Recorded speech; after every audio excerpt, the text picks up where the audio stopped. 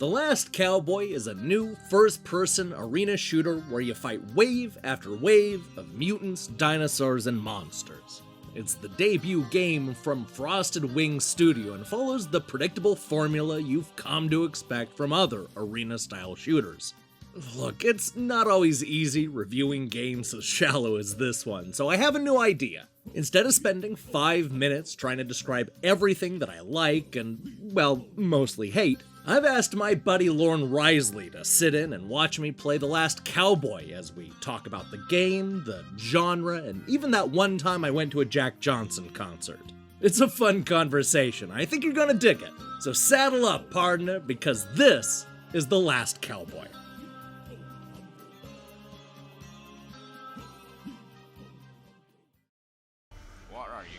Hey Lorne, do you have much experience with arena shooters? A little bit with Quake Arena back in the day, but not much recently. What I'm playing right now is a game called The Last Cowboy, and it is the newest in a string of arena shooters by indie developers where what they do is they give you one arena, just one kind of big open area, and then they give you wave after wave after wave of zombies, or in this case, what we're doing is we're fighting against, I believe they are mutant monsters and dinosaurs. That is the collection of bad guys in this game. And then up there is a griffin who is every so often going to come in and give us a weapon or some ammo or something. Anyway, cool. This is The Last Cowboy. It came out June 10th. It is $2.99 on Steam right now. And I'm not going to say it's good, but here's what I will say. Now, I reviewed a couple of months ago, I reviewed a game called, what was it called? Oh, it was Bloody Wave. Bloody Waves. I think that's what it was called. And it wasn't very good, mostly because it was just this really boring arena where there was just nothing interesting to look at, and it was just really bland and super boring and not worth buying at all. This game, I'm not saying it's worth buying, but they did remedy one of the things I didn't like about that game, which is I think this is actually a pretty interesting location. I think this setting, like this sort of horror western location is pretty cool. See, that's the bird just came in and tossed something down, but I didn't see it come down. I don't know. All right. So let me tell you a little bit about this before we get into it. I'm playing a guy that the website says is named Jack Johnson. That's not, of course, to be confused with the singer Jack Johnson, who you may know from songs like Better Together and Bubble Toes. Indeed, the first African-American heavyweight boxing champion of all time as well. Indeed. So I've already run out of ammo for my better gun, so we're hand-gunning it now. So like a lot of arena shooters, this is one of those games where you kind of walk around in a circle as they follow you because they're not faster than you, and they kind of all conveniently walk in a line.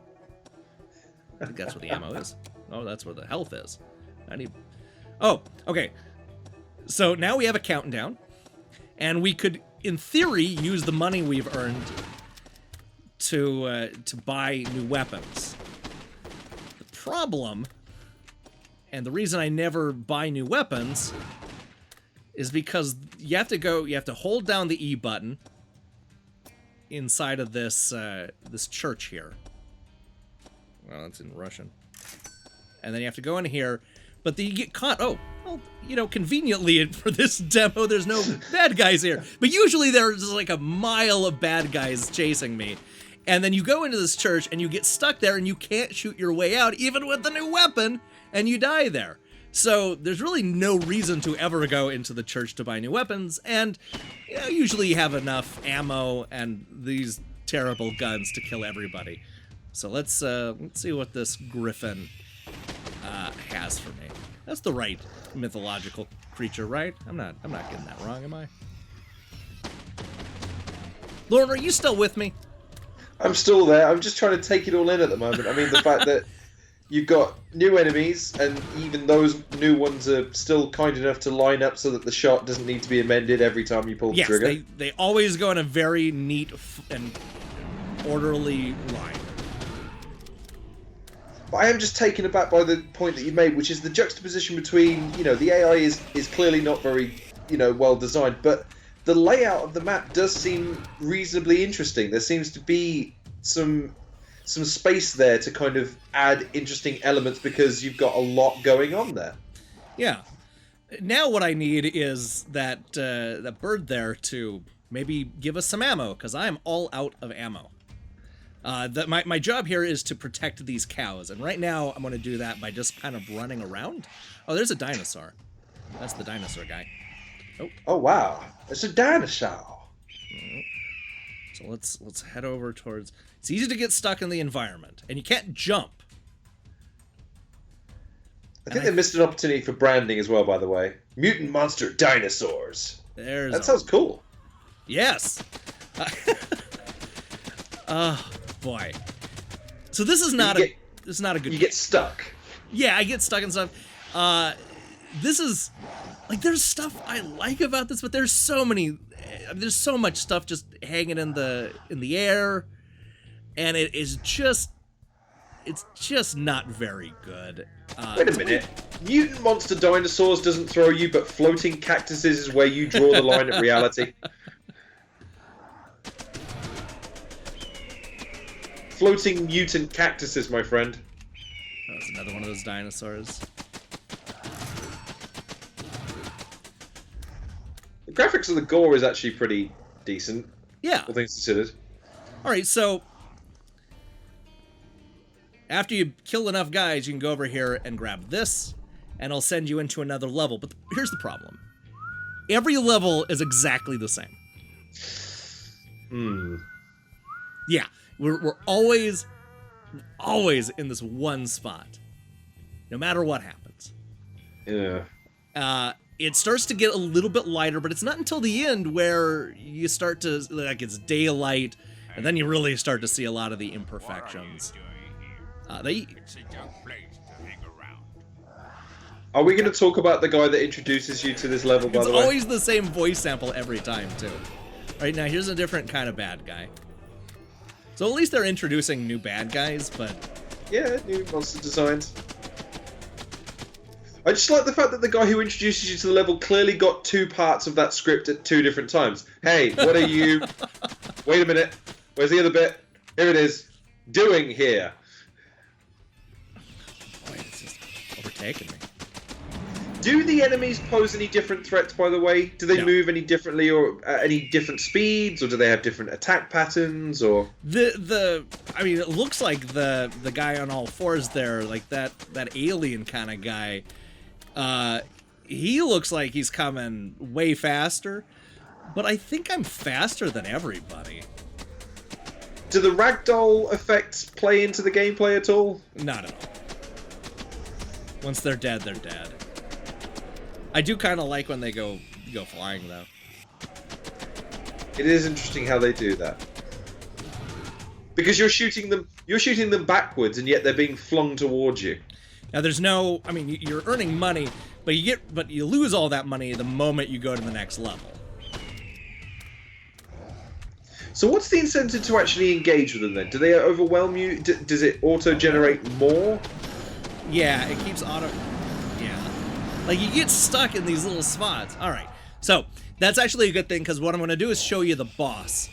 And, that's no fun. Let's show you the boss and then get out of here. Because I'm not sure I recommend this game. But, okay, there are only 9 levels. And it's 2 regular levels. Like, what they do is they introduce you the dinosaurs, and then they introduce the mutant monsters, and then the boss, and then they kind of combine them, and then they sort of add new ones each time, and then we get to the end. I'm not going to show you the end, so let's just go to the mid boss. Jump in here. There's no one like Jack Johnson. Now, I actually went to a Jack Johnson concert. It's a pretty interesting story. It was Jack Johnson and G Love and Special Sauce. Love me some G Love and Special Sauce. And what happened, this is funny. I went there with my boss at the time, and he bought the tickets. And I'm going to just kind of avoid this guy here. And this guy was super impatient. He's the kind of guy who, like, if he goes to a sporting event, he only wants to watch, like, the last half because that's the only part that matters. Because the only thing he's interested in is just finding out who wins. And right. So let's do that. And then the explosion effect is amazing. And I like the trance laser effect on the left-hand side. It's a party, bruh! I really hate that I have to push the R button to reload. It doesn't do that automatically. That's bad design. Anyway, so you know, we get all the way through, I don't know, like 6 or 7 6 or 7 songs by Jack Johnson. And he looks at me and he's like, you know, I think I'm going to go back to the camping site because he probably only has like 2 more songs and I want to beat the crowd. And there's just going to be, you know, everyone's going to be around, you know, filing back to the camping spot. I want to beat the traffic. The dude ended up playing like 13 more songs. So he didn't even see half of the concert. He just left. Oh dear.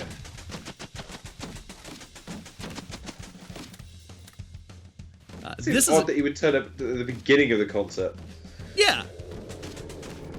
I have a question as well. What's that? Is the game supposed to be set in the Wild West, or you just happen across a Wild West town? No, I think this is supposed to be like back in the day. Because remember, we're trying to protect the guy's cattle. Right. Though they're never actually in any harm. They're not like something you actually have to actively protect. It's just something that is just sort of there and everyone's around you. The reason I ask is because, of course, the juxtaposition between not only the weapons and their surroundings, but also the icon in the bottom left-hand corner being what appears to be a modern-day army soldier. Oh yeah, you're right. I didn't even see that. What's that about? It's like an army man. Like, if it was a cowboy, I'd understand, but he's an army dude with an MP5 and a backpack. Which, again, kind of makes sense. How hard is this boss proving to be, then? Well, he's not hitting me that many times. But it's kind of a pain because you have to wear him down until you have enough money. Because remember, the money doesn't transfer between levels. You have to wear him down until you have enough money to buy another gun. And I'll show you why that's a challenge. And it's because, like, even though you don't have to go into the church like you normally do, the weapons are just sort of outside. You see there's a light showing where the weapons are. You still have to hold the E button in order to buy them. And this guy's not waiting for you to hold the E button. Do you have a stamina bar or anything? Is there anything preventing you from sprinting perpetually? No, you can run forever. The problem is that you can't reload or anything like that. Oh, okay, fair enough. So there's nothing to indicate how much damage you've done to the boss, then? No. And you'll see when I buy the next handgun, which is going to be super out of place. It's going to be weird. Anyway, when you see that, you're going to see how much more damage we're doing, and then like we could be here for a half hour just shooting this guy. So I just like the idea that this is like the bit in the horror movie where the boss would probably get bored at this point and go, do you know what? I've got better things to do. So there's our new gun. That is a fetching pistol, is it not? It is super out of place. It looks like the sort of thing Prince would keep under his pillow to guard him at night. It's very beyond the Valley of the Dolls. Now this is, for what it's worth, this is the debut release from the developer, which is, I believe, Frosted Wings Studio. I believe they are Russian, or at least from the Eastern Bloc. Well, if it's their debut, look, I'll give them credit. The detail in the animations is reasonably good. It's just the tiny details that might, as you kind of alluded to, because they're a studio that doesn't necessarily develop in English. There's a couple of just very light mistranslations and there's maybe some some weird things stuff. that don't translate very well. Oh, we got him. Whoa! Let him do. All right. Partied out, dude. And so, like, okay. Actually, I never did this before, so let's see what this other. Can I buy it? All right. So there's the other gun. Oh, that's not Old West, is it? It's the LED heads-up lights. No, Yeah, not really. I that's- don't remember seeing right. that in Back to the Future Part 3. All right. Well, I think that's it. I think that I think we've officially looked at The Last Cowboy, and I'm not sure I recommend it. Let me ask you, Lauren, is this something you would want to play for much longer than I showed here? Tricky, but to be honest, as much as we might have poked fun at it, there does look to be some elements of the game that look like a bit of a giggle. So I would be at least morbidly interested So you're in playing intrigued. this game. Okay. Intrigued is the right word. Yeah, 100%. All right. Well, I think we're going to go hit the saloon and call it a night. This is The Last Cowboy.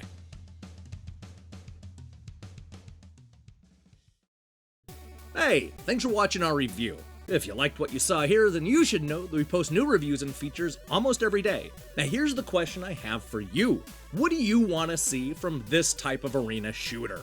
I've reviewed a few of these games recently, and I find that I get bored of these games really quickly. Do you think there's something they can do to take this genre to the next level? Let me see your thoughts in the comments below. So, I want to give a big thanks to Lorne Risley for helping me out with this review. I'm going to go ahead and leave a link to his channel in the box, and I want you to subscribe, like right now. I'm going to be back with another video that goes over my thoughts on reviewing and expanding the types of coverage we're going to do here at Defunct Games. Look for that shortly, but in the meantime, I strongly recommend you click that subscribe button and support what we're doing here. Until then,